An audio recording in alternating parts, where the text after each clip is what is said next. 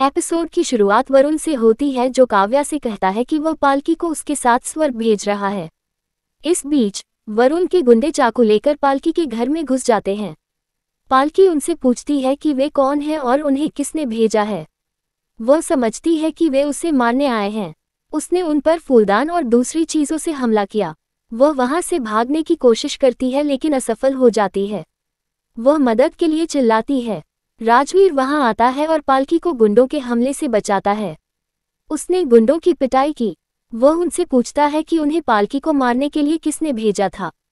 गुंडे ने खुलासा किया कि वह वरुण के लिए काम करता है। राजवीर उन्हें धमकाता है। गुंडे ने राजवीर से काव्या की चिंता करने को कहा। राजवीर ने गुंडे से पूछा कि काव्या को क्या हुआ। गुंडे ने खुलासा किया कि वरुण कभी भी काव्या को मार सकता है। वह राजवीर से काव्या की जान बचाने के लिए कहता है और हंसता है। वरुण काव्या से कहता है कि वह उसे आसानी से मौत नहीं दे सकता। वह कहता है कि उसे काव्या को जगाना है। वह उससे कहता है कि उसने उसे धोखा दिया और उसके परिवार ने उसका अपमान किया, इसलिए वह उसे पीड़ित देखना चाहता है। वह आगे कहता है कि वह कुछ भी नहीं भूला है और वह किसी को माफ नहीं करेगा। वह काव्या के चेहरे पर पानी के छींटे मारता है। काव्या को होश आता है और वह वरुण को अपने सामने देखकर चौंक जाती है। वह वहां से भागने की कोशिश करती है लेकिन वरुण उसे पकड़ लेता है। वह उससे उसे छोड़ने की विनती करती है।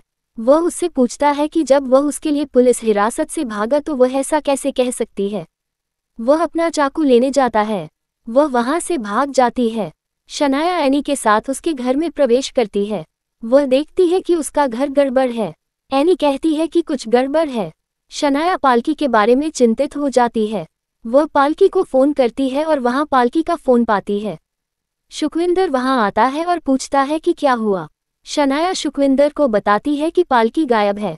एनी कहती है कि उसे लगता है कि शौर्य और राजवीर ने वहां लड़ाई की थी। सुखविंदर शौर्य का बचाव करता है। वह शौर्य पर आरोप लगाने के लिए एनी को डांटती है।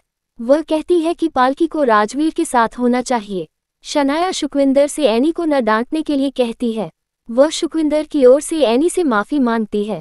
एनी वहां से चली जाती है। शनाया एनी का पीछा करती है और स्थिति को समझने के लिए धन्यवाद कहती है।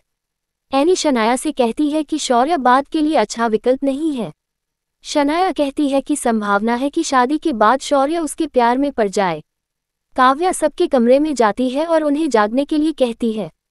वरुण उसे बताता है कि उसके लिए कोई उद्धारकर्ता नहीं है। वह उसे धक्का देती है और करण के कमरे में जाती है। वह करण को जागने और वरुण से उसे बचाने के लिए कहती है। वह वरुण से कहती है कि वह उसे नहीं मार सकता। वरुण उसे मरने के लिए कहता है क्योंकि वह उससे प्यार नहीं करती। इस बीच प्रीता जाग जाती है और बेचैन महसूस करती है। राजवीर तेज गाड़ी चलाने के लिए पालकी से माफी मांगता है। वह कहता है कि उसे काव्या को बचाने के लिए तेज गाड़ी चलानी होगी।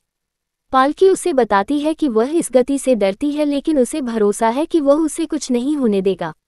वह चिल्लाती है। दूसरी ओर शौर्य को राजवीर और पालकी का रोमांटिक डांस याद आता है।